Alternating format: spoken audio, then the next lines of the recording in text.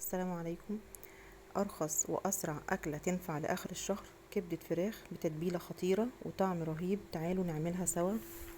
أنا عندي أول حاجة هقول لكم الأول أنا عملت كده إيه صنفين جنب الكبدة، بتنجان وبطاطس. تعالوا نشوفوا الأول. بس البتنجان الأول قطعناه كده زي ما انتوا شايفين، الأول بقشر منه حتة وحتة لأ زي ما انتوا شايفين كده واضح، وبعد كده بقطعه حتت صغيرة.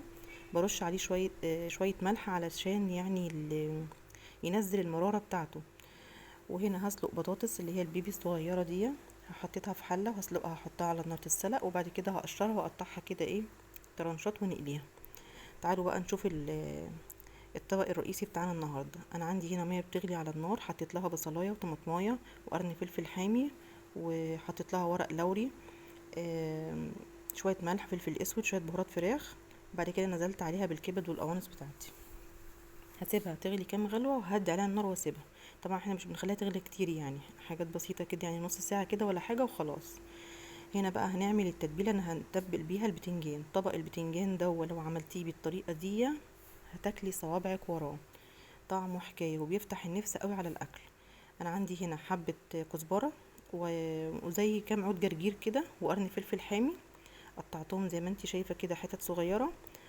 هحطهم بقى في الطبق، وبعد كده هضيف عليهم التوابل، شوية فلفل اسود وشوية كمون وشوية كزبرة ناشفة وليمونية.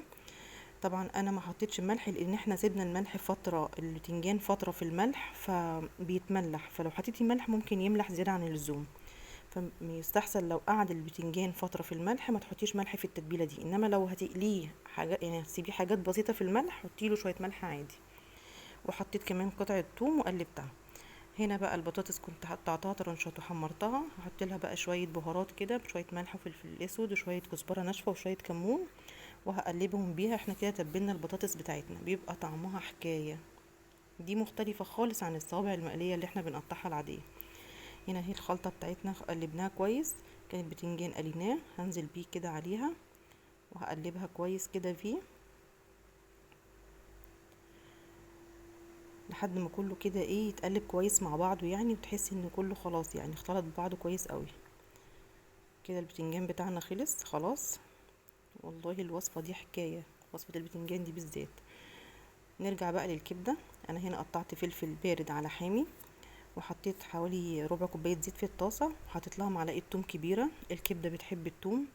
هقلبهم بس يدوب ريحة التوم تطلع، بس انا مش بحمرها، يدوبك ريحة التوم تبدأ تطلع معايا هنزل عليها على طول بالكبدة. طبعا انا قطعت الكبد والقوانص حتت صغيرة.